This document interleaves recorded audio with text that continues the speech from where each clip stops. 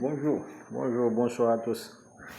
Euh, Aujourd'hui, je vais essayer de voir avec vous la Première Guerre mondiale. Normalement, vous avez déjà les notes, ok, mais je vais apporter quelques explications en plus, juste pour faciliter, on va dire, la compréhension et aussi, pourquoi pas, l'assimilation. Ok.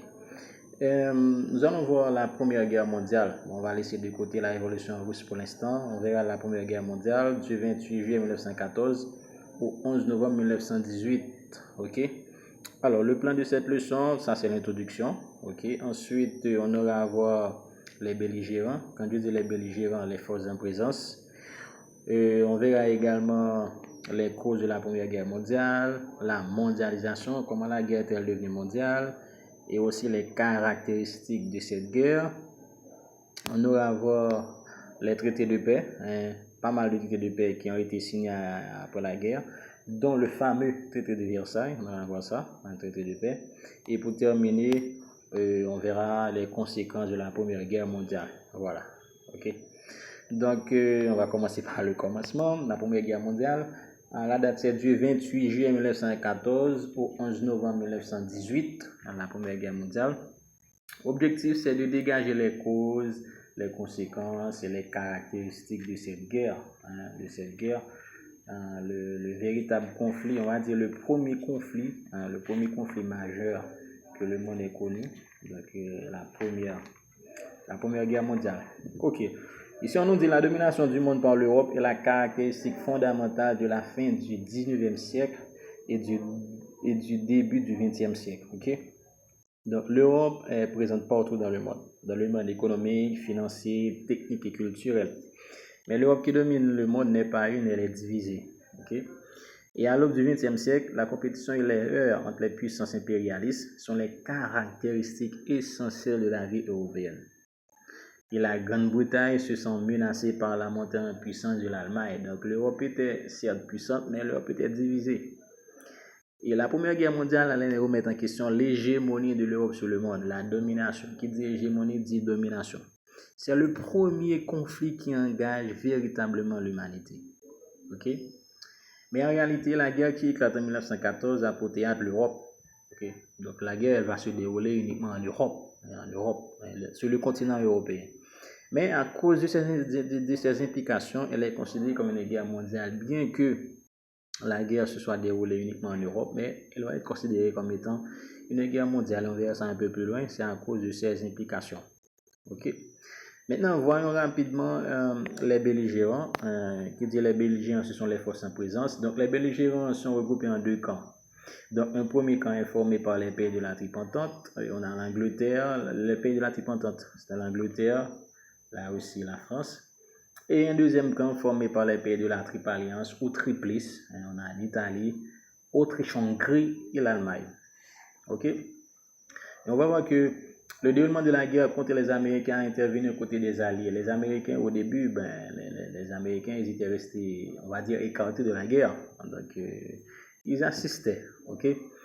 Mais l'entrée en guerre des États-Unis le 2 avril 1917 a constitué le tournant diplomatique le plus important. Ouais. Je viens de vous dire tout à l'heure que les États-Unis sont restés à l'écart de la guerre. Maintenant, restés à l'écart de la guerre, qu'est-ce qu'ils ont fait? Ils ont augmenté leur richesse. Ils ont accru leur richesse. Comment? Mais c'est en réalisant des ventes massives de produits alimentaires et du matériel de guerre avec l'Angleterre et la France, on va dire avec la Triple Entente. Ok? Le 31 juin 1917, l'Allemagne va se lancer dans la guerre sous-marine à outrance et l'Allemagne va toucher, on va dire, l'Allemagne va menacer les intérêts américains. Ok?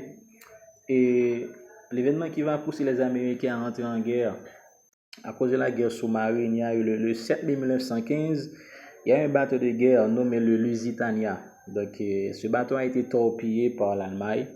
Et l'histoire rapporte qu'environ 118 Américains ont perdu la vie dans cette attaque. Donc, les Américains, ils vont se dire que les Allemands les ont attaqués. Maintenant, ils ne peuvent plus rester comme étant simples on va dire, spectateurs. Donc, il faut qu'ils doivent désormais devenir des acteurs. Donc, ils vont entrer en guerre le 2 avril 1917, évidemment, aux côtés des Alliés.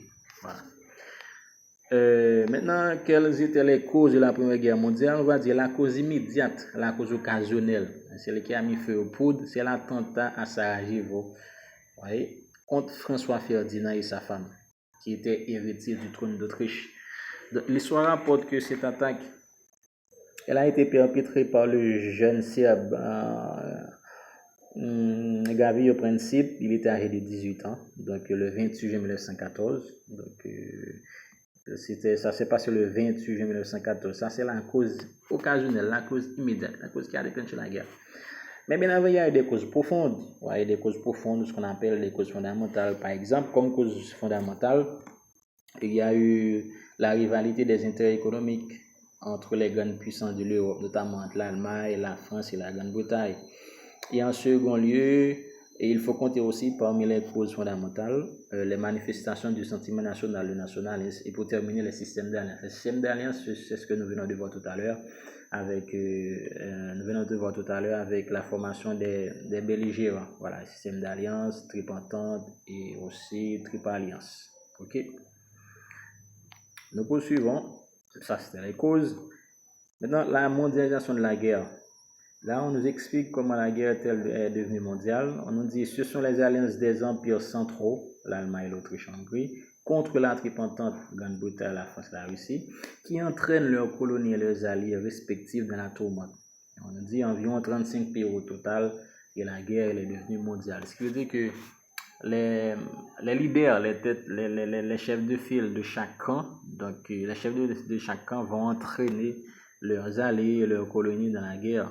Donc il y a eu des pays qui ont des colonies, surtout en Afrique. Donc ces colonies-là, elles vont combattre pour eux. Elles vont combattre pour eux. Pardon, donc voilà.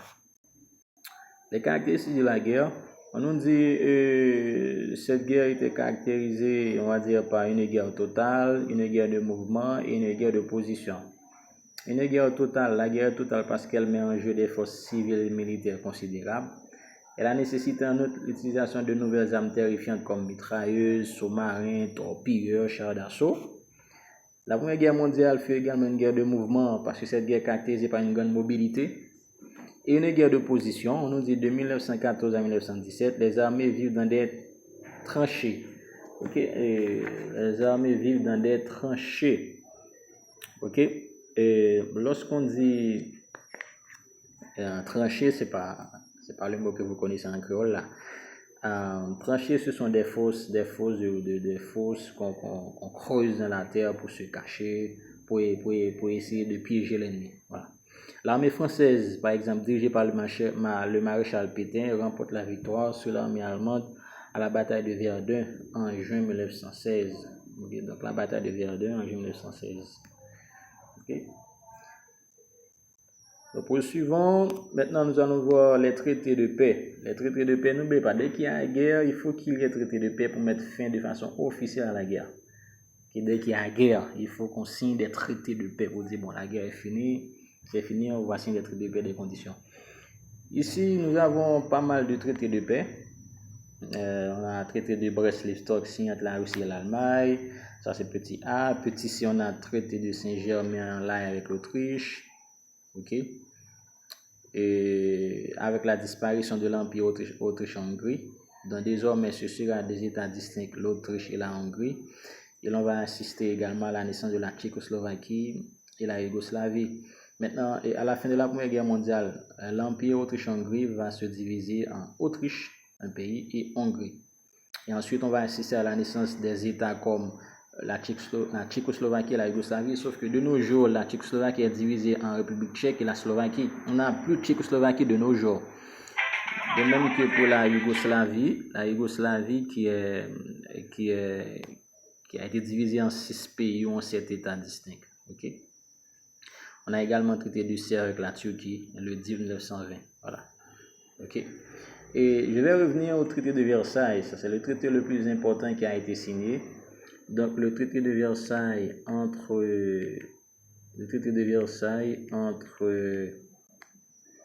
signé entre les pays vainqueurs de la guerre et l'Allemagne. qui a été signé le 28 juin 1919. Donc, les conditions imposées à l'Allemagne sont les suivantes. L'Allemagne devrait céder des territoires, 14% en Europe et toutes les colonies. On a désarmé l'Allemagne. Désarmement, on a limité l'armée allemande à 100 000 hommes. Et l'Allemagne n'avait pas le droit de posséder des artilleries, des chars, des avions, des sous-marins, des marines de guerre. Et puis on va internationaliser de grands fleuves comme le Rhin et l'Elbe. Okay? Et on va demander également à l'Allemagne de reconnaître, de prendre sa responsabilité première dans la déclaration de la guerre. Et l'Allemagne aura également à verser en nature, en argent, en guise de réparation de guerre. Voilà. Donc on va dire que l'Allemagne a été humiliée pendant ce traité de paix là. Il y a certains historiens qui ont mis avancé en disant qu'on a été trop dur avec l'Allemagne. Donc c'était une humiliation totale. Le traité de Versailles, vous savez que Versailles se trouve en France, donc ça a été signé en France pour le traité de Versailles. Nous poursuivons et pour terminer, nous avons ici les conséquences de la Première Guerre mondiale. Donc sur le plan économique, donc les destructions matérielles sont impressionnantes. La dette des États européens s'est accrue considérablement et la monnaie américaine, le dollar, allait devenir la plus forte du monde. Voilà. Donc l'Europe va perdre une partie de son potentiel économique au profit des États-Unis. Donc qui étaient les véritables puissants et véritables gagnants de la guerre. Okay? Donc ici on nous dit première puissance industrielle en 1914, les États-Unis deviennent également première puissance financière et commerciale après la guerre. Sur le plan social, le bilan du conflit est très meurtrier et lourd pour le vieux continent. Lorsqu'on dit vieux continent, on fait allusion à l'Europe. Plus de 10 millions de morts, c'est énorme. Et sur le plan politique, la carte de l'Europe subit une grande modification. Les traités de Versailles en 1919, signés par le président américain Woodrow Wilson, obligent l'Allemagne à céder l'Alsace et la Lorraine à la France. Bon, on vient de voir ça. Il y a l'empire de Shangri qui est démantelé par les traités du Saint-Germain. Il n'y a plus l'empire de Shangri, c'est l'Autriche d'un côté et la Hongrie de l'autre côté. Et on va assister à la naissance de la SDN. SDN qui signifie Société des Nations.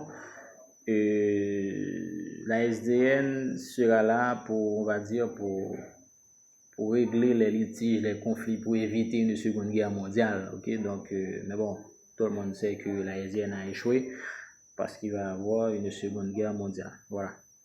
C'est tout pour aujourd'hui. J'étais un peu rapide, donc j'ai survolé plus ou moins parce que bon, j'ai laissé tomber certains détails. Mais avant de terminer, je voudrais vous dire que Haïti n'a pas été neutre dans la guerre parce que Haïti a pris position le 12 juillet 1918. Le président sud d'Artigunave a déclaré la guerre à l'Allemagne. Bon, évidemment, en 1918, n'oubliez pas le contexte politique. En 1915, on était sous l'occupation américaine, donc c'est tout à fait compréhensible si Haïti a pris position en étant ami des États-Unis. Donc Haïti a déclaré la guerre à l'Allemagne le 12 juillet 1918 avec le président sud d'Artigunave. C'était une façon de montrer aux États-Unis que bon, on est à ses côtés, quoi. Voilà. J'ai laissé tomber certains détails. J'ai voulu voir avec vous l'essentiel. Ok. Donc, on va s'arrêter là pour aujourd'hui. Et je vous dis bonne écoute, bon travail. Et à la prochaine pour une nouvelle vidéo. Ciao.